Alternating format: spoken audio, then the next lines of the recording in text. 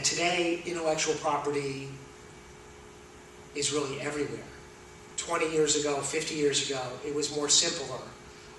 You had a brand, you had commercials for it, and it was much more straightforward. Now, you have a brand. There might be an online social media marketing campaign. There might be even a game that customers interact with the brand in order to get more information about it and gain points or dollars and things like that.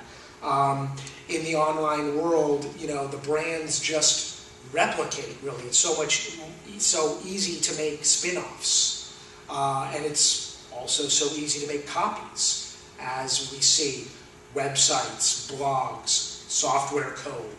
Everything can be copied so much easier because it's all there at the click of a mouse to point and click, and for somebody to download and for somebody to misappropriate.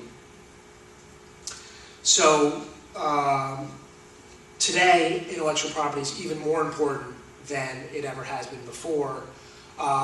One great example I just saw last week of the sort of crossover now between online and software and tangible products and licensing deals is Zynga and their Farmville and Mafia Wars and other online games, which I admit I have never played and I know nothing about other than that they're really popular with kids these days.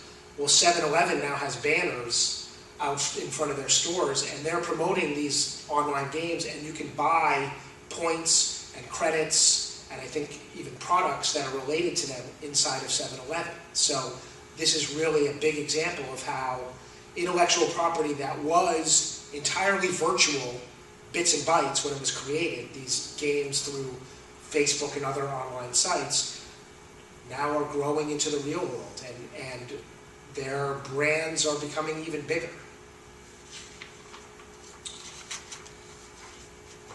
What exactly is a brand? And why is it important to you? Well, a brand tells your customers how to find you. It's your name.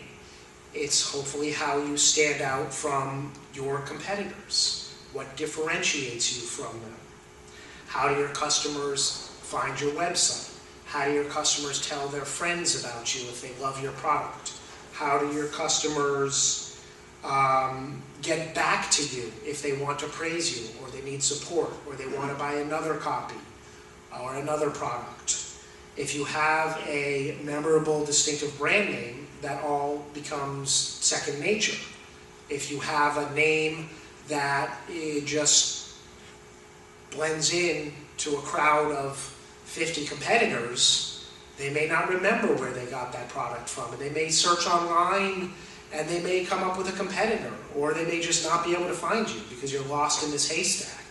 So having a brand that is distinctive and communicates a message to your customers really helps grow a relationship between you and your customer that hopefully will drive your bottom line in making you more successful and allowing you to stand apart from your competitors.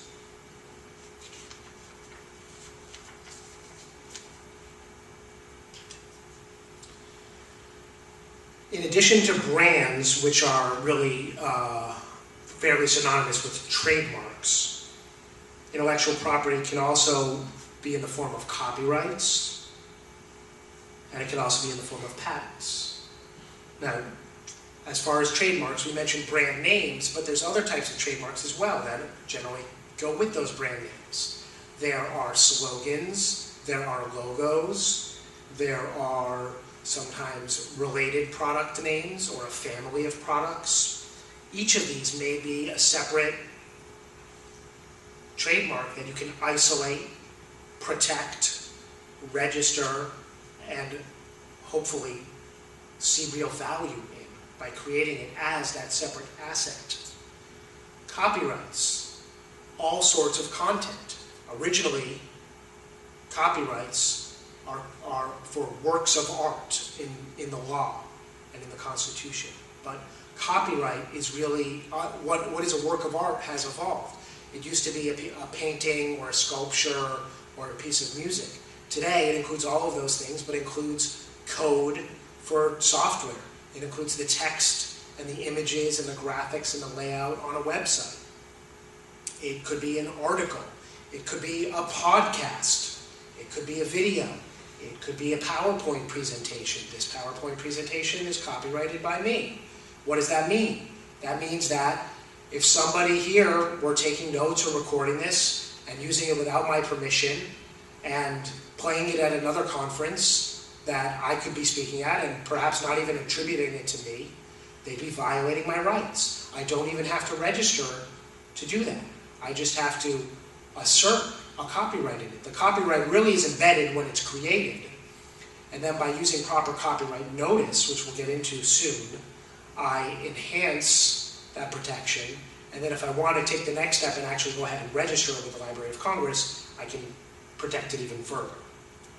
But copyrights are everywhere, especially in software and especially online. They even go to photographs, brochures, advertisements, again, audio, video. And the way that this IP has really exploded in terms of its distribution in the last 10 years is that it's not just a flyer or a TV commercial or a software on disk, Now it's in a million different formats. A format for an iPhone or some other mobile device.